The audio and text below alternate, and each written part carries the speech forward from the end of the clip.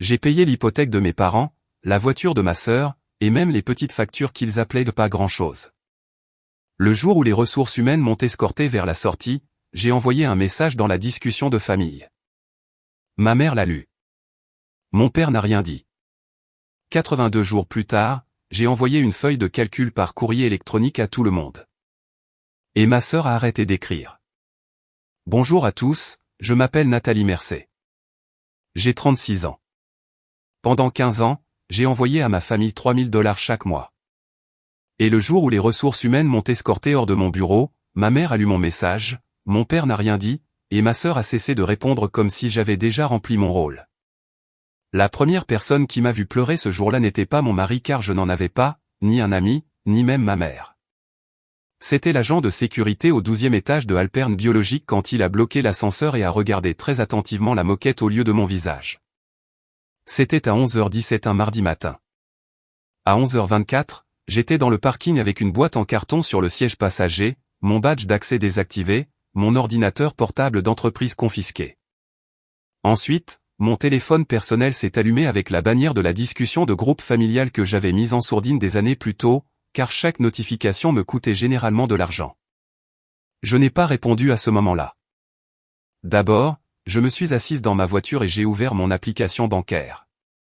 15 ans d'habitude font des choses étranges à une personne.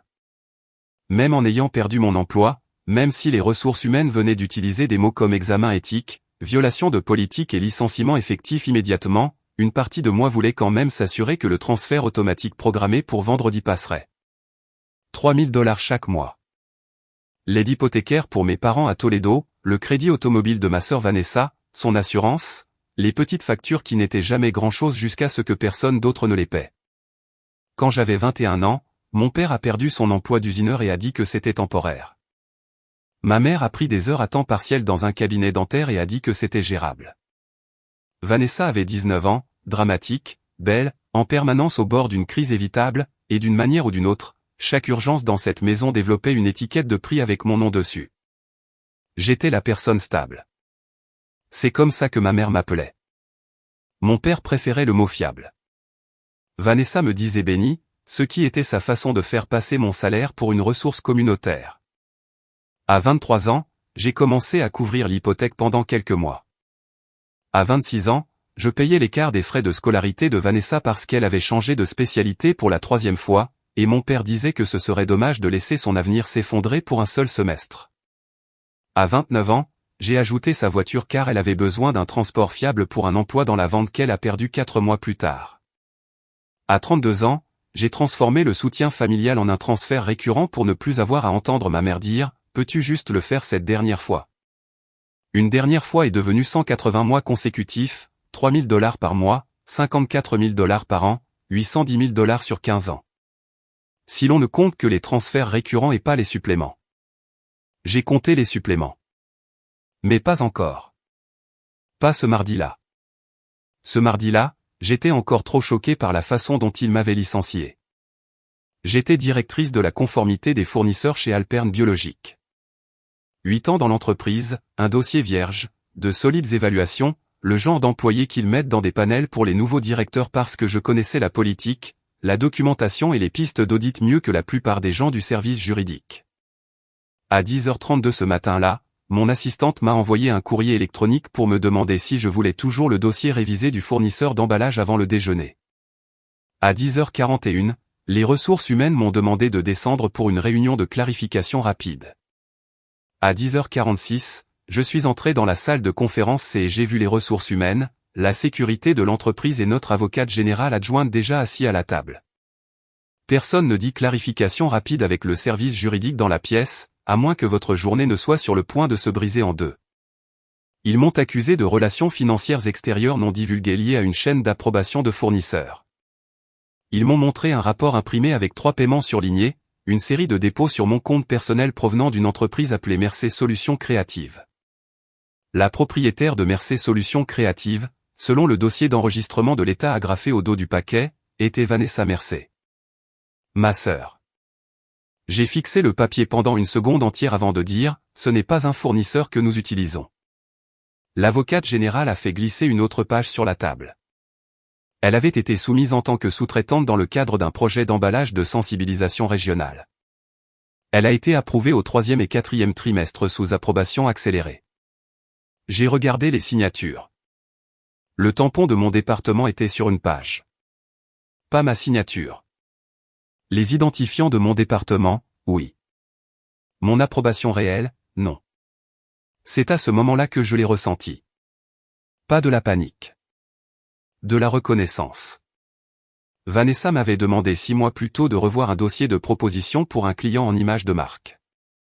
Elle disait que l'entreprise était locale, désorganisée, et avait besoin d'aide pour rendre les documents moins amateurs avant de faire une offre pour des travaux d'impression pharmaceutique. Elle a apporté du café, s'est assise à l'îlot de ma cuisine, a parlé vite, a ouvert des fichiers sur son ordinateur portable. J'ai passé 20 minutes à nettoyer, à formater et à lui dire quel champ manquait toujours dans les offres réglementées. À l'époque, cela m'avait semblé ennuyeux. Dans la salle de conférence C, cela semblait chirurgical. Quelqu'un avait utilisé ce que je lui avais dit. Quelqu'un avait attaché les informations de mon département à un chemin d'approbation.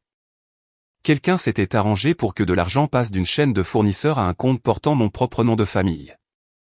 Je n'ai jamais approuvé cela, ai-je dit. La directrice des ressources humaines a croisé les mains. Alors pourquoi y a-t-il des transferts personnels entre vous et la propriétaire enregistrée?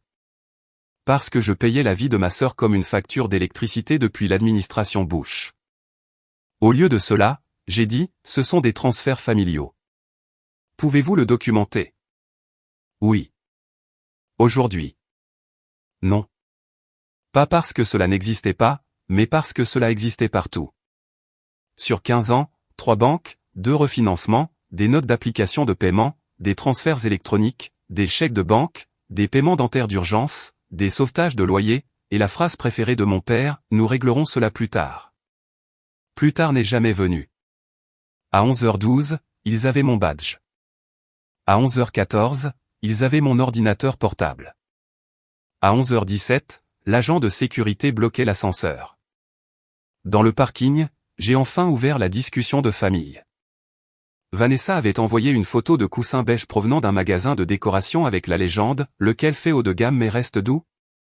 Ma mère avait répondu « Le plus clair ». Mon père avait mis un pouce en l'air à la publication. C'était à 10h58, pendant que j'étais à l'étage en train d'être accusé de faire transiter de l'argent par ma sœur. J'ai tapé une phrase. Les ressources humaines viennent de me licencier à cause de paiements liés à Vanessa. Appelez-moi maintenant. Ma mère l'a lu en moins d'1 minute. Lu. Aucune réponse. Et mon père ne l'a même pas ouvert avant 11 minutes. Quand il l'a finalement fait, il n'y a toujours pas eu de réponse. Vanessa écrivait. Elle s'est arrêtée. Elle a écrit à nouveau. Elle s'est encore arrêtée. Puis la discussion est devenue silencieuse. 5 personnes dans ce fil-ci on me comptait. 3 personnes qui devaient une partie de leur maison, de leur voiture et la moitié de leur version de la normalité à mon compte chèque, et pas une seule d'entre elles n'a appelé. Je suis restée assise là dans le parking avec ma boîte d'employés licenciés à côté de moi et j'ai compris quelque chose qui aurait dû me frapper des années plus tôt. Le silence n'est pas de la confusion quand l'argent est impliqué. Le silence est un alignement. À 12h06, mon téléphone a enfin sonné. Ce n'était pas ma mère, pas mon père. Vanessa. J'ai répondu à la première sonnerie, et la première chose qu'elle a dite a été « Nathalie, quoi qu'il t'ait dit, ne mets plus rien d'autre par écrit. » Pas « Est-ce que ça va ?» Pas « Que s'est-il passé ?» Pas même la décence d'un mensonge. Juste un contrôle immédiat des dégâts. J'ai tourné la clé de contact, mais je n'ai pas démarré la voiture. Pourquoi aurais-je besoin de faire attention à ce que j'écris, Vanessa? Un temps d'arrêt, puis la voix douce et offensée qu'elle utilisait chaque fois qu'elle voulait paraître blessée et innocente en même temps. Parce que tu es contrarié, et quand tu es contrarié, tu deviens intense. J'ai regardé le pilier en béton devant moi et j'ai laissé cela s'installer. Elle venait juste d'être liée au licenciement qui avait fait exploser ma carrière. Et sa première réaction était de me faire passer pour instable. Ce n'était pas de la panique. C'était de l'entraînement. As-tu utilisé les identifiants de mon département sur un dossier de sous-traitance, ai-je demandé. Non. Trop rapide. As-tu créé Mercé Solutions Créatives? C'est une société à responsabilité limitée d'image de marque. Tu le sais. A-t-elle reçu de l'argent lié à une chaîne de fournisseurs de Halpern? Je ne sais pas ce que chaîne signifie dans ton petit langage de conformité, Nathalie. Voilà. Mon petit langage de conformité. 8 ans dans un rôle de directrice et ma sœur parlait toujours de mon travail comme si c'était un passe-temps avec des feuilles de calcul. Réponds à la question. Elle a expiré fortement dans le téléphone. J'avais un client qui faisait un peu de soutien à la sensibilisation. C'est tout. S'ils ont utilisé mon entreprise quelque part dans leur facturation, en quoi est-ce ma faute? Parce que les paiements ont atterri sur ton compte. Parce que l'entreprise sur l'imprimé était la tienne. Parce que les champs du contrat qui avaient été nettoyés sur l'îlot de ma cuisine étaient réapparus 6 mois plus tard dans un dossier acheminé par mon département. Mais je ne lui ai encore rien dit de tout cela. Au lieu de cela, j'ai posé la seule question qui comptait. Pourquoi m'as-tu dit de ne pas mettre cela par écrit? Un silence. Parce que maman panique et que papa dit que si ça tourne mal, ça pourrait affecter la maison. J'ai failli rire à nouveau. Pas parce que c'était drôle, mais parce que 15 ans de soutien venaient d'être réduits à leur forme la plus pure. Je perds mon emploi et leur première préoccupation est de savoir si mon chômage va interrompre le flux hypothécaire. La maison, ai-je répété. Tu vois ce que je veux dire? Non, je vois exactement ce que tu veux dire. Elle a changé de tactique. Nathalie, s'il te plaît, ne fais pas une de tes actions de terre brûlée. Une de mes actions de terre brûlée. Je n'avais jamais fait d'action de terre brûlée de ma vie. J'avais silencieusement payé des dettes, silencieusement couvert des manques, silencieusement réglé des urgences créées par des personnes qui décrivaient la crise comme une personnalité. Que leur as-tu dit, ai-je demandé. À qui? Maman et papa. Une autre pause, plus longue cette fois. Qu'il y avait une certaine confusion au travail et que tu perdais les pédales. J'ai fermé les yeux. Que je perdais les pédales. Tu as été soumise à beaucoup de stress. J'ai pensé à la directrice des ressources humaines faisant glisser ses paiements surlignés sur la table, au service juridique parlant de relations financières extérieures non divulguées, à mon badge désactivé posé dans un plateau avant même que j'aie fini de me défendre. Et quelque part entre ces pages et ce parking, ma sœur avait appelé mes parents et leur avait dit que je perdais les pédales. Leur as-tu dit que ces paiements étaient liés à ta société à responsabilité limitée? Je leur ai dit que tout n'est pas ce qu'il semble être. Leur as-tu dit que je payais ta voiture depuis 9 ans? Ce n'est pas pertinent. Leur as-tu dit que j'ai transféré 3 000 $ chaque mois à cette famille pendant 15 ans? Elle a craqué. Tu donnes toujours l'impression qu'on t'a volé. J'ai regardé droit devant moi. Si le montant est inconfortable à entendre, imagine ce que ça fait de le gagner. Elle a raccroché. À 13h14, ma mère a enfin appelé. J'ai laissé sonner 2 fois cette fois. Quand j'ai répondu, elle pleurait déjà. De vraies larmes, probablement. Les larmes de ma mère étaient sincères. Cela faisait partie du problème. Elle se sentait toujours mal. Elle se sentait juste rarement assez mal pour cesser d'en profiter. Ma chérie, Vanessa dit qu'il y a une sorte de malentendu à ton bureau. Elle dit ça parce que l'alternative, c'est la fraude. Oh, Nathalie. Aucun déni.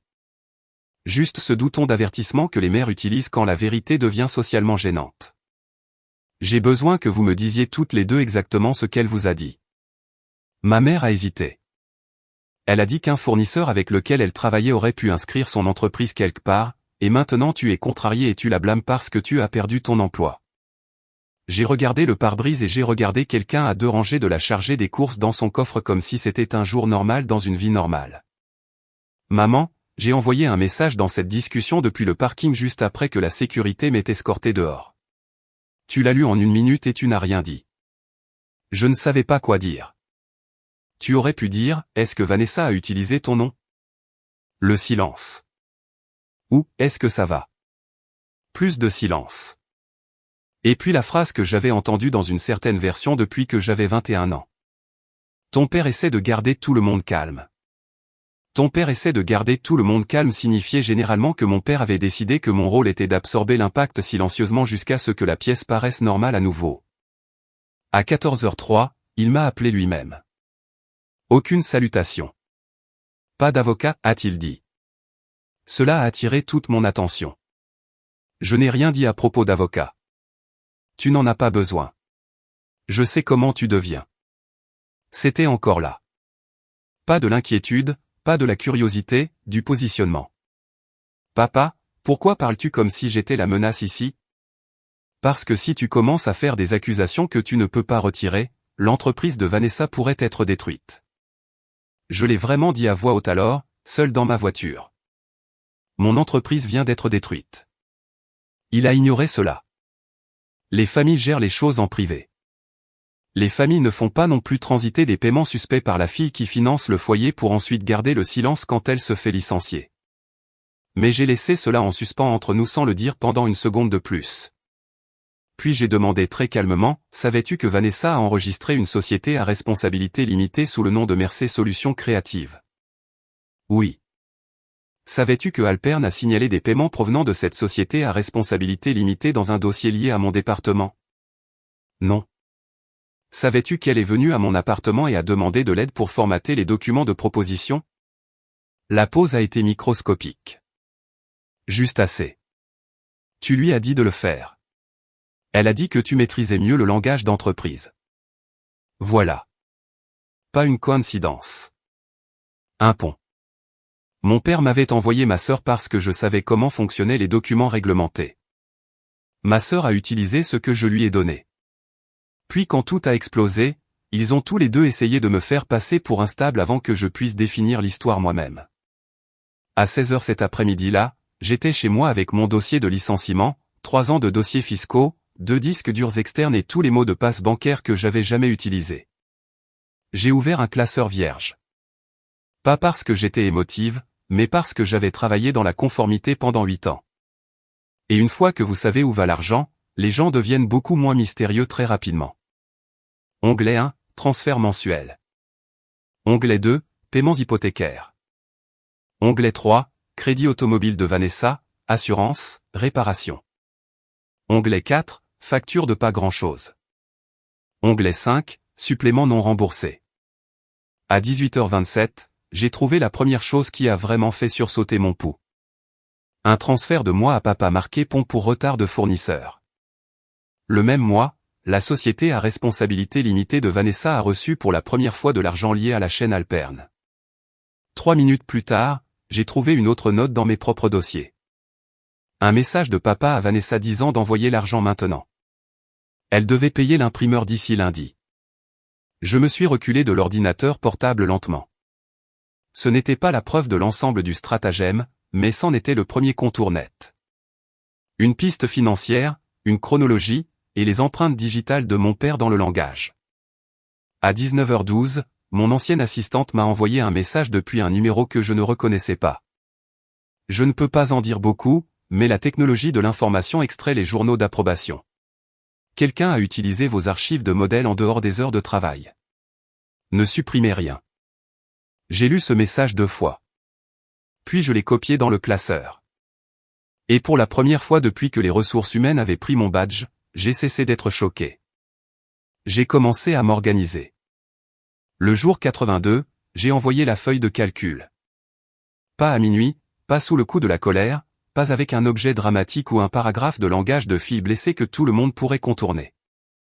À 9h12 un mercredi matin, j'ai joint un classeur à un courrier électronique et je l'ai envoyé à mes parents, Vanessa, tante Colline, oncle Peter, tante Ruth, mon ancienne directrice des ressources humaines, l'avocate générale adjointe de Alperne, et l'enquêteur externe chargé de mon appel. Objet, 15 ans de transferts familiaux et références croisées de la chronologie. C'était tout. Parce qu'au jour 82, je n'avais plus besoin que quiconque croie en mes émotions. J'avais quelque chose de mieux. J'avais une structure. Le classeur comportait 7 onglets.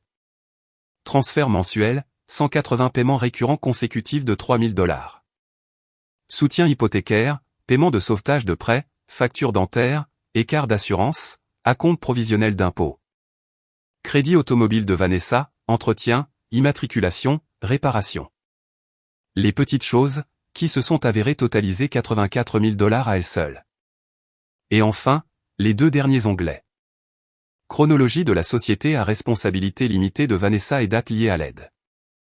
C'est là que la pièce a changé. Mon ancienne assistante avait eu raison. La technologie de l'information avait extrait les journaux d'accès en dehors des heures de travail. Pas mes identifiants. Pas exactement. Les archives de modèles de mon ancien dossier de formation partagé avaient été consultées à partir d'une connexion externe liée à un appareil invité que j'avais autorisé une fois dans mon appartement pour un nettoyage rapide de présentation. L'ordinateur portable de Vanessa. Le même mois où sa société à responsabilité limitée est apparue pour la première fois dans la chaîne des sous-traitants. La même semaine où mon père m'avait envoyé un message. Envoie-lui le pont maintenant. Elle doit payer l'imprimeur d'ici lundi. L'enquêteur en a trouvé plus après cela. Un coordinateur de l'emballage dans la sensibilisation régionale, un homme nommé Colin Rees, sortait avec Vanessa par intermittence depuis près d'1 an. Il a contourné l'examen standard en acheminant une petite ligne de sous-traitance sous un lot déjà dirigé vers une approbation accélérée. La société à responsabilité limitée de Vanessa a été payée. Le format de mon département a été utilisé. Et parce qu'il existait déjà des transferts familiaux entre moi et Vanessa, la première lecture interne était exactement ce que ma sœur avait besoin qu'elle soit, un conflit avec mes empreintes digitales partout. Sauf que des empreintes digitales ne sont pas la même chose que la paternité d'une œuvre. À la 6e semaine, l'entreprise avait les messages de Colin. Pas tous. Assez. Une phrase en particulier a fait les dégâts. Ta sœur ne le saura pas. C'est sous son langage de modèle, pas dans sa file d'attente d'examen réel. Un autre. Supprime l'ancien brouillon avec les notes de Nathalie avant d'envoyer. Il y a des moments dans la vie où la trahison cesse d'être un sentiment pour devenir un objet que l'on peut tenir. Pour moi, c'était un format de document portable d'un rapport d'extraction de texte avec le prénom de ma sœur d'un côté et un homme de la sensibilisation régionale de l'autre. Je n'ai pas récupéré mon emploi immédiatement. Les vraies entreprises ne bougent pas aussi vite lorsqu'il y a une exposition légale. Mais au jour 63, Alperne a modifié mon statut de licenciement de pour motif grave à suspension administrative en attendant l'examen de disculpation. Au jour 71, Colin Rees a démissionné. Au jour 76, la société à responsabilité limitée de Vanessa a été placée sous demande de dossier dans le cadre d'un renvoi civil lié à une représentation frauduleuse de fournisseurs. Et au jour 82, j'ai envoyé la feuille de calcul. Le premier onglet à lui seul suffisait à faire asseoir des gens normaux. Début à 21 ans, 3 000 $ par mois, pas de date de fin. Total du soutien récurrent 630 000 $. Ensuite, les suppléments. Sauvetage de la compte quand papa a refinancé. Remplacement de la transmission de Vanessa. Déficit temporaire de loyer de Vanessa. Intervention parodontale de maman. Réparation du chauffage, ventilation et climatisation. Écart d'impôt foncier. Paiement de la carte de crédit des vacances. Pont de paiement de l'imprimeur Duc. Total général du soutien sur 15 ans, 811 460 $. Dans la dernière colonne, j'ai ajouté une note à côté du mois où mon emploi s'est effondré. Le même mois, la famille a demandé si l'interruption du soutien affecterait l'hypothèque. Personne n'a demandé si j'allais bien. Je l'ai envoyé. Puis j'ai posé mon téléphone face vers le bas sur la table de la cuisine et j'ai fait du café. Nathan n'était pas là parce que je n'avais jamais eu de Nathan. Pas de mari, pas de témoin vivant avec moi, pas de main cinématographique serrant la mienne pendant que la justice chauffait dans le four. C'était juste moi, mon appartement, une cafetière qui crachotait sur le dernier tiers de la préparation. Et le silence après un courrier électronique assez puissant pour ruiner la version préférée d'eux-mêmes de plusieurs personnes. La première réponse est venue de tante Ruth en 4 minutes. J'ai ouvert l'onglet 1 et j'ai dû m'asseoir. Appelle-moi quand tu peux. La deuxième est venue des ressources humaines. Bien reçu. Le service juridique examine la chronologie mise à jour. Merci. La troisième est venue de ma mère. Pas un appel, pas des excuses, une phrase. Je ne savais pas que c'était autant. Celle-là m'a presque impressionné. Après 15 ans à prendre de l'argent à votre fille, je ne savais pas que c'était autant est un type de confession très spécifique. Pas de l'innocence, juste de l'incuriosité. Mon père a attendu 21 minutes. Cela aurait dû rester dans la famille. J'ai lu cela 2 fois, puis j'ai fait une capture d'écran et je l'ai enregistré dans un dossier nommé réponse post-licenciement car, à ce moment-là, je le comprenais mieux qu'il ne se comprenait lui-même.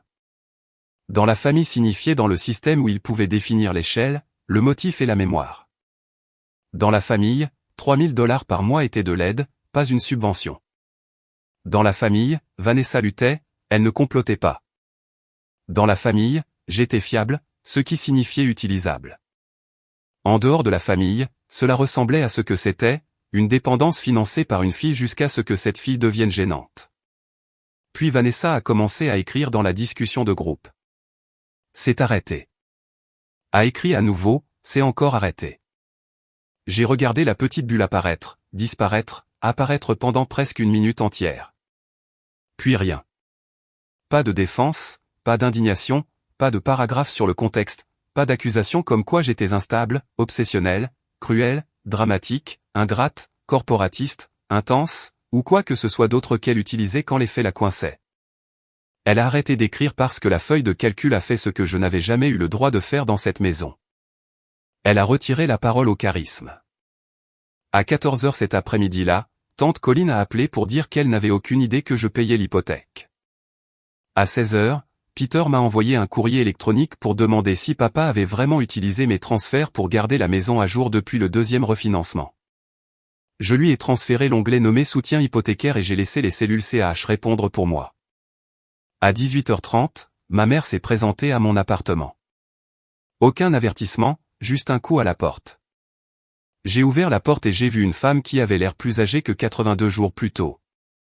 Même manteau, même rouge à lèvres soignées, mais plus petite d'une certaine manière, moins arrangée. Elle tenait son sac à main à 2 mains. J'aurais dû venir plus tôt, a-t-elle dit. Oui. L'honnêteté de cela a semblé la troubler plus que la colère ne l'aurait fait. Elle est entrée, s'est assise à la table de ma cuisine, a regardé les pages imprimées du classeur que j'avais laissé empiler là. Probablement parce qu'une partie de moi voulait une preuve visible dans la pièce au cas où elle commencerait à essayer de flotter au-dessus de tout ça. Est-ce que papa était au courant de tout ça, ai-je demandé. Elle a fixé l'onglet 3 pendant un long moment. Véhicule de Vanessa, 9 ans de paiement. Il savait que tu aidais, a-t-elle dit. Ce n'est pas ce que j'ai demandé. Ses yeux se sont remplis de larmes. Il savait que nous en dépendions. Et Vanessa, elle disait toujours qu'elle allait redresser la situation. J'ai failli sourire. Vanessa redressait la situation depuis qu'elle avait 19 ans. Apparemment, la terre cesserait de tourner d'abord. Ma mère a pleuré alors, silencieusement, les épaules tremblantes. Pas de spectacle. Je pensais que si nous passions juste chaque mois, les choses s'arrangeraient. Elles se sont arrangées, ai-je dit. Sur moi. Cette phrase a atterri plus durement que je ne le voulais. Peut-être parce qu'elle était trop nette pour être contestée. Elle est partie 1 heure plus tard après avoir dit qu'elle était désolée de 4 manières différentes et directement responsable d'aucune d'entre elles. Mon père n'est jamais venu. 2 semaines après la feuille de calcul, Alperne a publié son examen final. Mon dossier a été effacé. Mon licenciement a été annulé. Colin Rees a été renvoyé. La lettre officielle utilisait des phrases telles que base insuffisante pour une action disciplinaire contre mademoiselle Mercé et les preuves indiquent une manipulation externe des documents de processus sans son autorisation. On m'a offert une réintégration avec rappel de salaire ou une indemnité de départ négociée. J'ai pris l'indemnité. Pas parce que je ne pouvais pas y retourner, mais parce que je le pouvais et que j'ai choisi de ne pas le faire.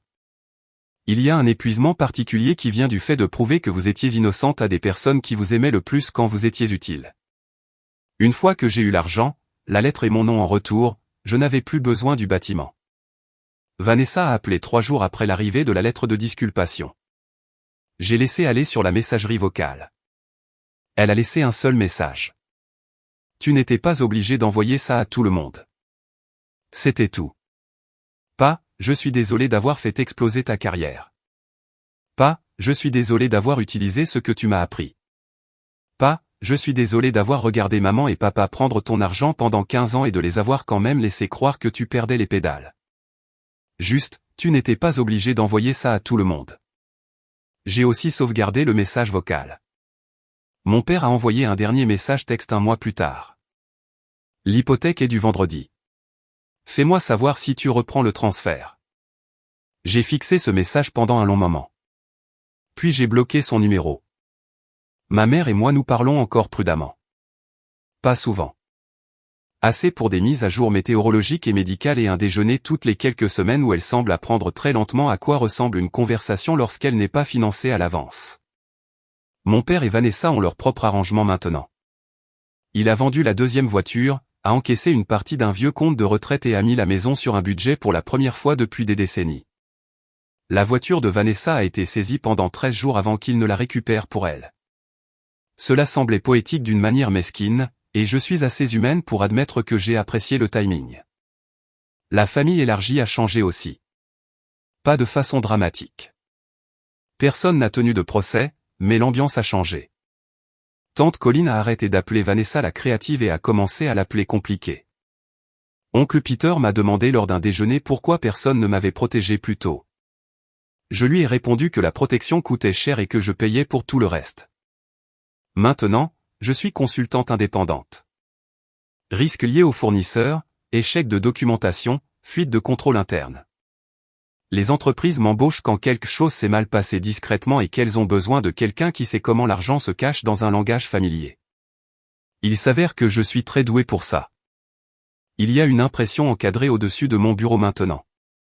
Pas inspirante, pas élégante, juste une capture d'écran d'une cellule de la feuille de calcul.